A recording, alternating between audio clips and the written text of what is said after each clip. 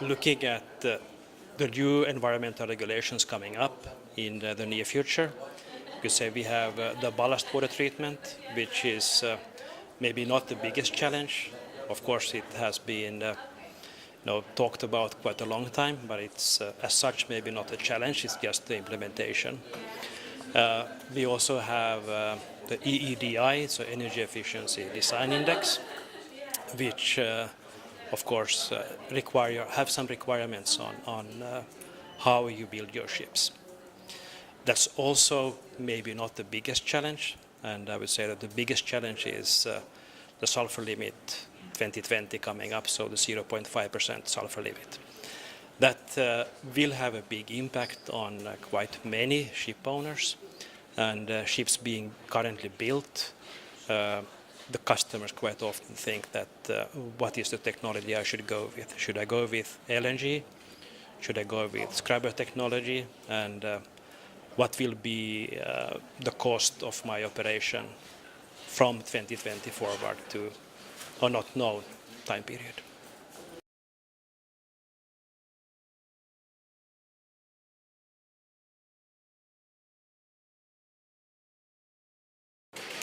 So, first of all, Foreship as a company, we have been and are very well known on our energy efficient hull.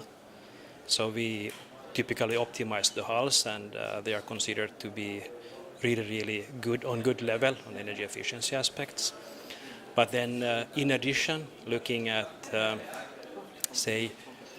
finding the best portfolio to enhance and improve the efficiency inside the ship, especially if the customer chooses LNG as fuel.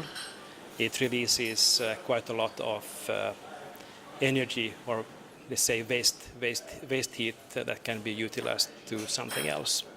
So we are currently working quite a lot on finding the best suitable technology, whether it is absorption chillers, steam turbines, or other means of using that.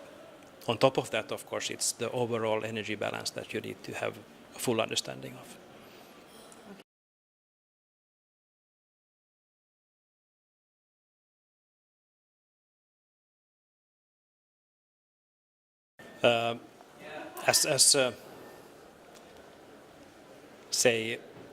Going back to the earlier question, it's the hull efficiency, which has been a trademark.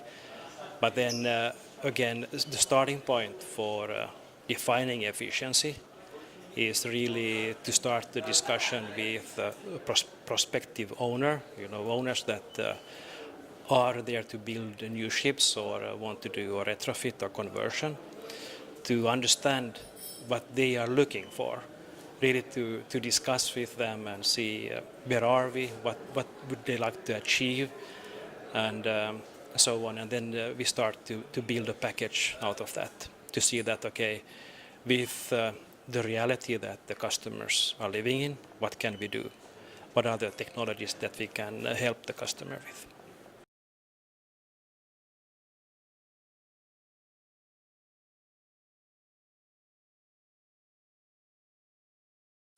A short answer would be yes, but then the wording electrification might be a little bit misleading, since looking at cruise ships, almost all of the cruise ships are actually electrified today already. They are using electric propulsion for moving the ship forward. So. But if we take electrification in the aspect of batteries, I think that the customers, the interest is there. It's just about finding the right economical feasibility to be able to fulfill the task. And then, of course, we have the size, the volume it takes, the weight it takes. But it will improve in the future as well.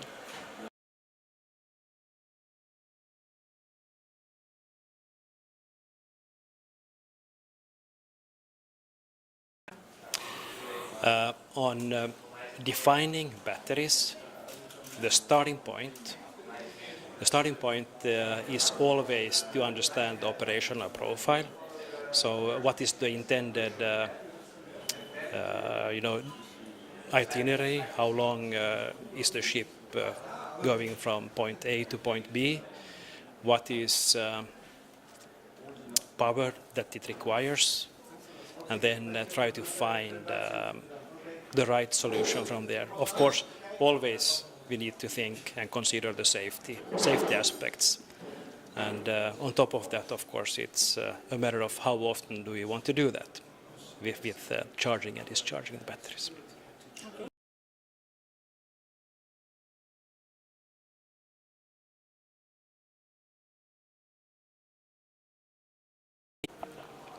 So an overall understanding of the complete energy balance is needed. So looking at how the energy is produced and where the energy is typically wasted. So that is really the starting point for the overall energy picture.